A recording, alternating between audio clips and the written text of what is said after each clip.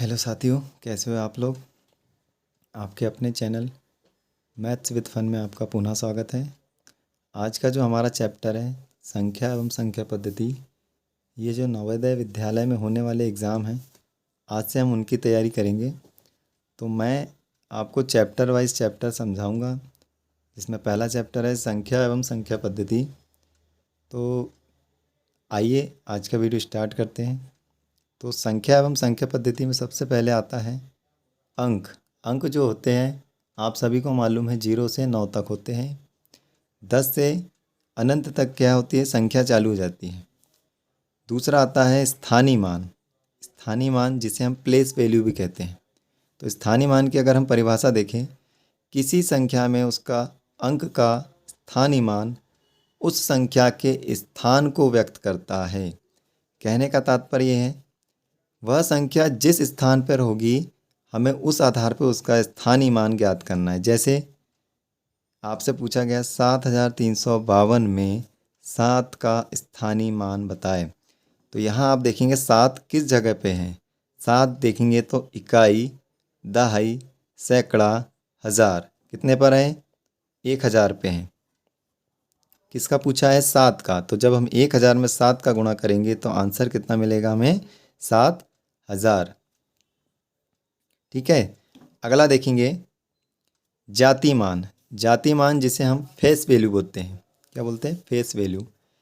किसी अंक का जाति मान किसी संख्या में उसके स्थान पर निर्भर नहीं करता। उस अंक का जो वास्तविक मान होता है उसे ही हम जाति मान कहते हैं। कहने का मतलब ये है जाति मान में आपसे जिस संख्या का जाति मान पूछेगा हमें वही संख्या दोबारा लिखना है, इसमें स्थान नहीं देखा जाता है। जैसे इस संख्या में बोला है 85,000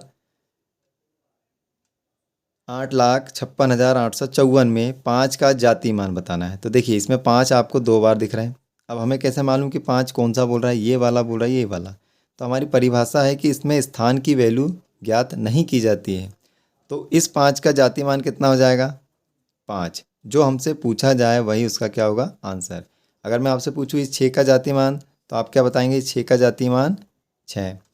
इस 8 का जाति मान तो आप क्या बताएंगे, इस 8 का जाति मान 8।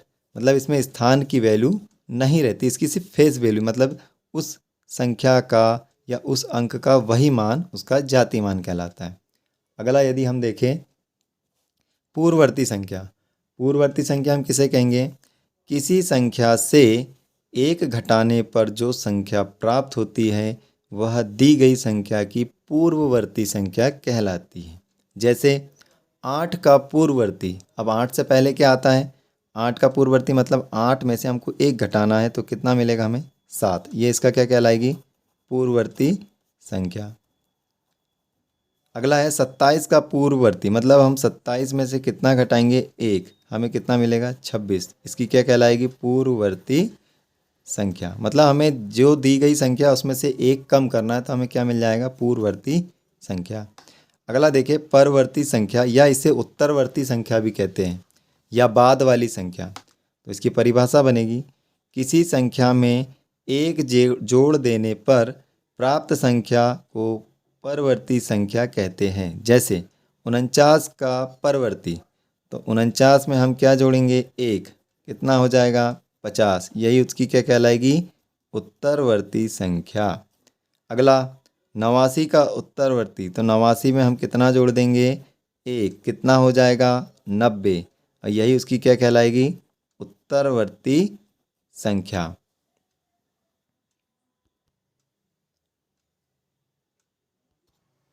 तो चलिए अब इसके आधार पर सवाल कर लेते हैं। पहला सवाल है संख्या 4,58,926 में 8 का स्थानीय मान क्या है।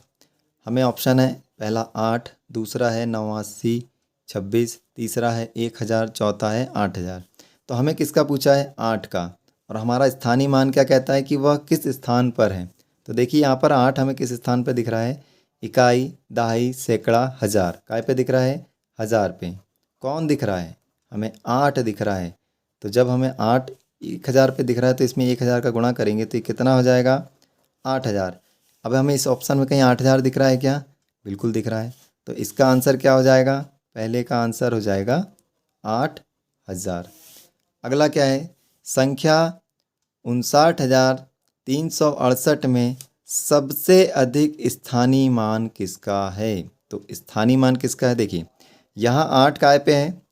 8 है इकाई पे। इकाई का कितना होता है? 1। तो 8 गुणित 1 बराबर 8। 6 किस में है? दहाई। दहाई का कितना? 10। 10 का हो गया 60। 3 काय में है? सैकड़े पे है।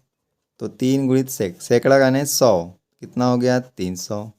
9 काय पे है? 1000। ये कितना हो जाएगा? 9,000। और 5 काय पे? इकाई, दहाई, सैकड़ा, हजार, 10,000 पे है। तो इसमें कितने का गुणा हो जाएगा? 10,000। तो ये कितना हो जाएगा? 50,000। अब आप यहाँ देख रहे हैं कि इसमें वैल्यू सबसे ज़्यादा किसकी है? 8 की वैल्यू कम है, 60 की कम है, 300 की कम है, 9,000 की कम। सबसे ज़्यादा किसकी है? 50,000 की। तो यहाँ पर आपका आएगा ऑप्शन 5 का। इस 5 की वैल्यू सबसे ज़्यादा है। अगला, 5 अंकों की बड़ी से बड़ी तथा छोटी से छोटी संख्याओं का योगफल कितना होगा? तो 5 अंकों की सबसे बड़ी संख्या क्या होती है? 99,999। और 5 अंकों की सबसे छोटी संख्या होती कितनी? 10,000। अब इनका योगफल बोल रहा है। जब हम इसमें योगफल करेंगे तो कितना आ गया? 9,000 ये हो गया, 99,000 ये हो जाएगा, 1,00,000 कितना हो जाएगा? 1,09,999। क्योंकि देखिए 9 का 9, 9 का 9, 9 का 9, 9 का 9 और 1 10। ऑप्शन में क्या मिला? 1,09,999। ये वाला ऑप्शन सही है।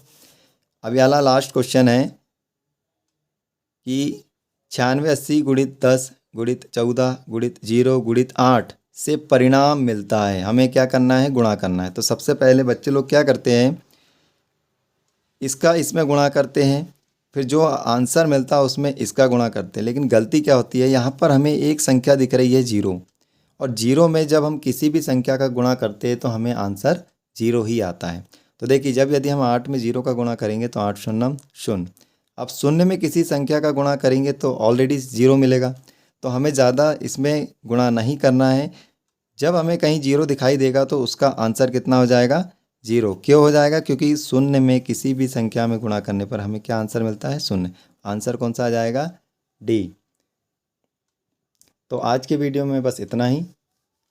आगे और भी इसी तरह के सवाल हम लोग निरंतर करते जाएंगे। तो इस वीडियो को लाइक करें, शेयर करें एंड कमेंट्स करें। Thank you.